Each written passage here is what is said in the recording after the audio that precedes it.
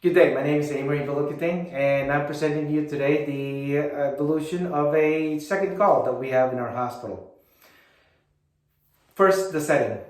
We have a 250 beds hospital in Rockford, Illinois, and it's the only Northern Illinois trauma center that provides this kind of service other than Chicagoland area, which is about more than 50 miles away. In this facility, we also provide cancer care center, cardiovascular institute, women's health, and also as a stroke center. The staffing involved in the day shift are anesthesiologists with an AIC, which I call it as anesthesia in charge, and also several CRNAs. For the 24-hour team that takes care of the remaining electives during that day and also covers any upcoming emergency cases or trauma.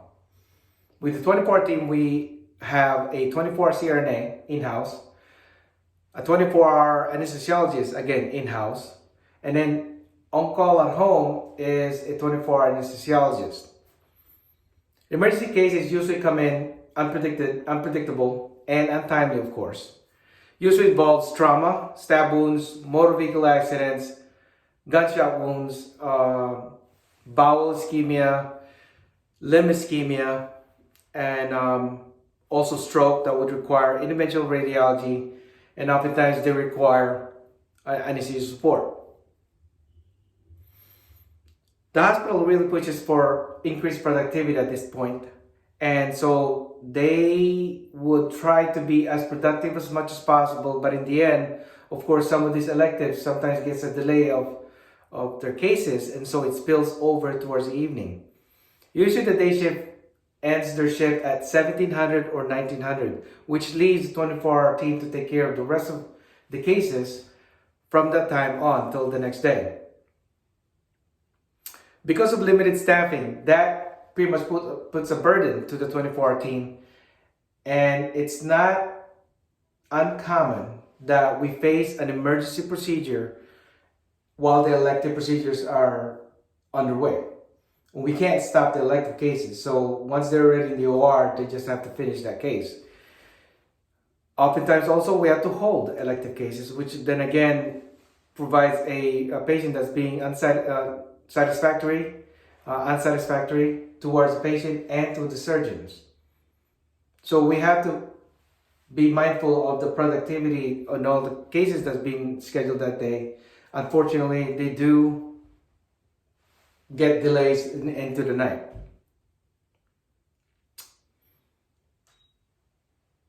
There are some barriers that have been identified as far as from the employer side and to the CRNA side. And let me demonstrate that a little bit. And then the hospital employer side, they always want to push for productivity. Productivity is pretty much just makes a facility being physically responsible and being physically survive such endeavor. Of course, we also have to face some traumas, some emergency cases in OBGYN, emergency C-sections. Again, a stroke center, we have to take care of those people with cerebrovascular injury, which requires interventional radiology if needed, percutaneous intervention, and same thing with the cath lab, if we need to provide an emergency service to people having cardiac ischemia. But on the CRNA side, however, there are some concerns because when they sign up for a contract in this facility, they were promised not to have any responsibility to be on call, nor are they required to provide a holiday schedule and always have to have weekend calls.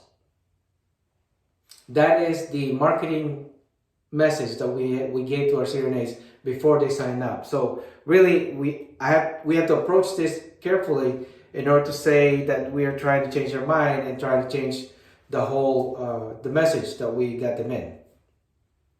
But at the same time, CRNAs would welcome any opportunity to have an extra income. The only problem is they don't want to commit to a full shifts, which also, by the way, the hospital does not want to commit to a full shift, paying another 24-hour person to be on staff just in case an emergency case would happen. So a full shift would not be a no-go for both sides. The third one, of course, is that CRNAs would like to be part of interesting cases. That way, they like to know if their skills are up to snuff as far as taking care of traumatic or emergency cases. This would add value to their worth and at the same time add value to the resume in case they have to make themselves more marketable. So in order to bring these two parties together to come up with a second call, we have to try to have them meet halfway somehow and be able to come up with this new slot for a second call employee. One way of doing it is making this second call only limited and brief, and it's not on call in-house. That means this person doesn't have to commit to a full shift to be in-house. Instead, being able to enjoy their time with their family, time with their spouse and their children, and that way they can still feel that they still have a work-life balance. Of course, the second call is not mandatory. It is a voluntary. So we have to come up with a incentive in order to make them volunteer. It doesn't have to be them volunteering for the whole week. It would have to be a daily voluntary sign up in order for them to sign up for the second call. With that, there's an offer for a pager pay, and the amount would have to be something that would be agreeable to both parties. It's not a lot, but at least it's not paying for the whole shift. Again, it is a limited, brief coverage that doesn't require a lot of full-time shifts, and of course, in the employer side, a full pay for a full shift.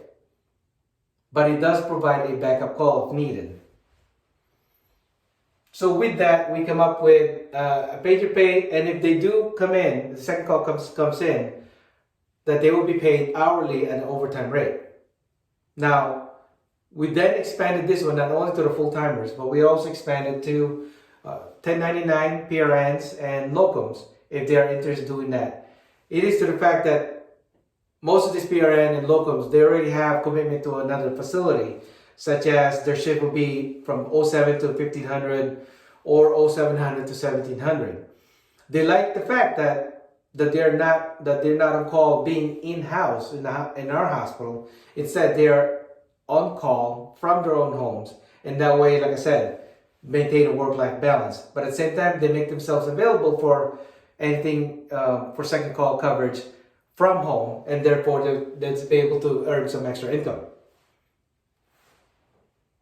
Lastly, what I mentioned before was that the CRNAs would welcome any opportunities to be able to display their skills, or at least to refine their skills and making themselves more competent and be more clinically savvy, to be up to snuff and be able to add that into their resume and make themselves more marketable in the future.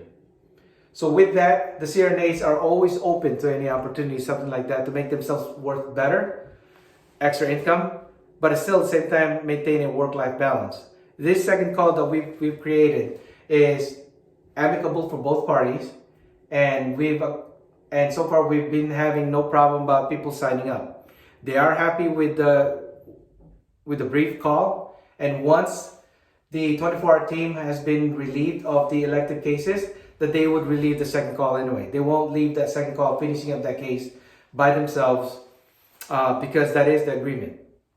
And everybody is on board on this, from the anesthesia group to the hospital and to the CRNAs. And this is how you would create a CRNA call. If anybody has any questions, I'll be more glad to email them or text them. I'll give my contact. Have a great day.